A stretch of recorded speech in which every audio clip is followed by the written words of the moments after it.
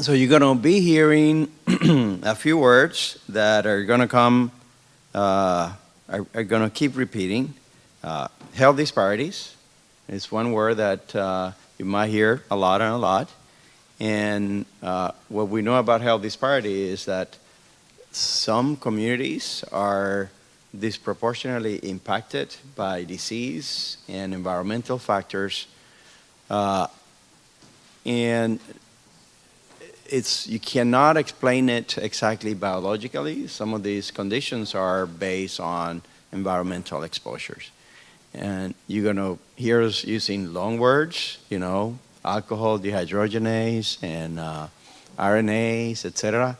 But that's part of college, and that's the other component of EXITO, which is we know that the pathways to start solving some of the health disparities in our own communities is based on having a diverse group of biomedical researchers who understand our cultures and our communities.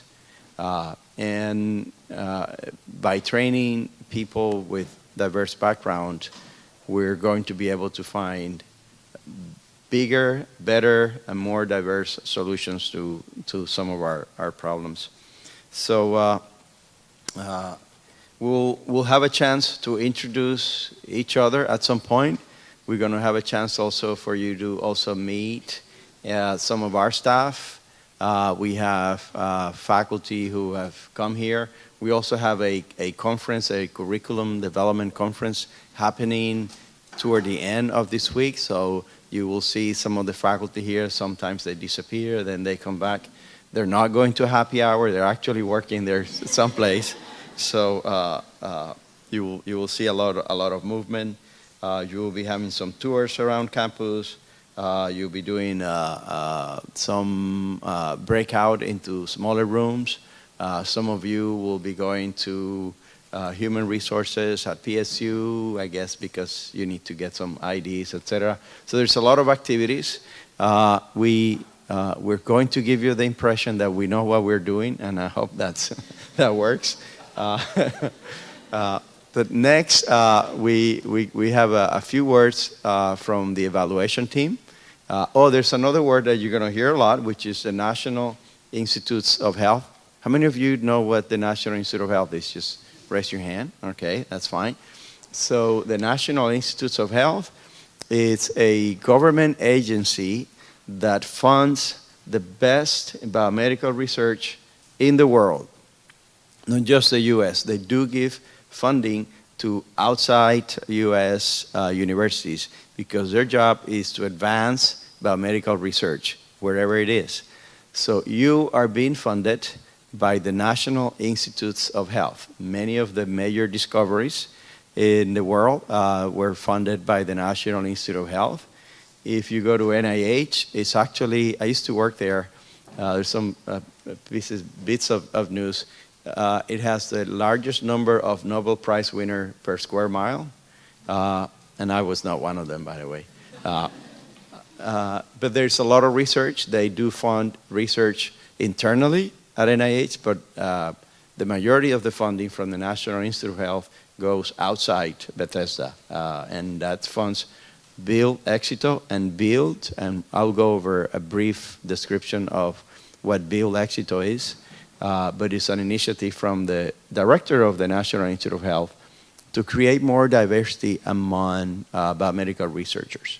Okay, so I am going to leave it with Adrian, Matt, and company.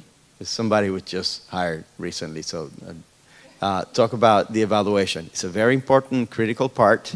You're going to be exposed. I was going to say bombarded, but you're going to be exposed to a lot of surveys, and those are extremely important, very critical, because that's how we know we're making progress.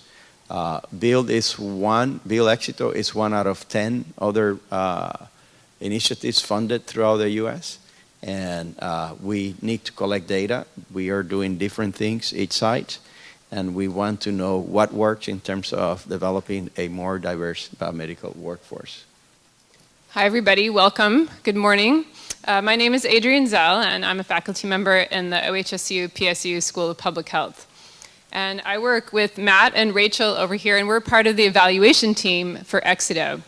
So what I do as a researcher is program evaluation, which is to collect a lot of data about various kinds of programs, primarily in public health, and learn about whether they're working or not, how we can make them better, should we continue to fund them, those kinds of questions.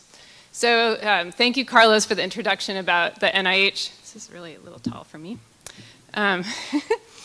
Because the NIH, they don't just give away the money for free, right? So they want something in return. And what they want in return when they're funding the Build EXITO initiative is they want to learn what works. So one of their goals, as Carlos said, is to diversify the biomedical and the research and the health workforce here in the US. And they want to learn what works to do that, what helps make students and scholars successful, what kinds of supports can we provide, what's the best curriculum, what's the best path, how do we get people to graduate school, how do we get people beyond graduate school, how do we get people excited about research. All of those questions are things that they want to know the answer to. And so I know many of you are here because you want to do research yourselves, but you're also here as part of this, is actually part of a research project, so we can learn the answers to some of those questions. So this is probably not the most fun part of EXITO, but during your time here, we'll be collecting all sorts of data from you, and we're not going to take your blood or anything, but we will be asking you a lot of questions about your experience. And there'll be a lot of surveys. We'll be asking you to record things like how many hours you're meeting with your mentor or how many hours you're spending in your research lab. We'll be interviewing students to talk to you about what your experiences are like so we can get feedback and learn about your perspective. So we'll be doing this at various points throughout your time in EXITO, and then the NIH will be following students to see what kind of careers they have and where they go and everything that we've learned throughout this process. So the evaluation is really important for that reason, because what you're doing is making the program better, and you're making things more successful for your peers and for other students across the country who might also want to become researchers. So thank you very much in advance for all of the things that we're going to ask you to do. So come find me if you have any questions about any of that, but Matt's going to talk to you a little bit about the consent form, which is in your packet. And so wave Matt, and Rachel wave. You'll see Rachel a lot down at PSU. Matt and Rachel and I have our offices up at OHSU, but we're down here a lot, particularly Matt and Rachel. So take it away. My boss, everyone. Hi, everyone. My name's Matt. I'm extremely tall.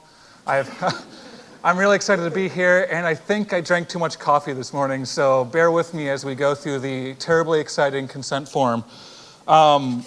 If I want to mention, too, if you're under 18, you need your parents' or guardian's signature in addition to your signature. So if you are under 18, hopefully you've already received the consent form via email. You likely already filled it out so you can turn it in with everybody else. I believe the consent form is in your packets. So we'll just be going, I'm not going to go through the whole thing verbatim, but please do read it before you sign. Like Adrian said, the purpose is to learn from scholars about your experience. That's informing and improving the EXITO program, this program, improving as we go, as well as looking at future students and seeing how we can help them as well. So this is the data collection that we turn in to the NIH and show their investment is worth it and will continually be worth it. So participation is voluntary. Your standing isn't affected whether you decide to consent or not. And if you sign this form, you can always decide to decline to fill out a survey that's coming up too. So if you see something that you don't like or that you have questions about, you can surely ask us before you fill out any future survey. This document is not non-binding or binding for you to have to fill out every survey from now on. The data is also protected, so you have student protections through FERPA, your student academic records are protected, and all information obtained is confidential, so anything that you send to our evaluation team, we make sure that all of the identifying information is wiped so that it can only come out in the aggregate in wholes, to be able to say that so-and-so amount of students have said this and said that. If you have other questions or concerns as well, On the very back, there's the, you can always contact Carlos or us. If you don't want to talk to anybody within the EXITO program, there's also the Human Subjects Research Review Committee at PSU who make sure we're doing what we're supposed to be doing as well. So basically the next steps is you sign it and we collect it. From orientation on, there's going to be many surveys, including the extremely well-crafted orientation survey that will be sent to you tomorrow that I had some hand in creating. But it'll be sent to you tomorrow morning, and then we'll have tomorrow afternoon to fill it out in labs as well.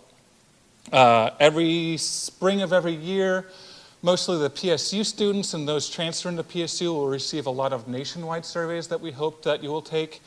And then every junior and senior as you go through will also be taking the YAS, the Yearly Academic Scholar Survey, another brilliantly named survey by yours truly. All those in research learning communities will also receive 2 surveys every single spring. So the point is that you will be continually be surveyed through well-named and well-crafted surveys.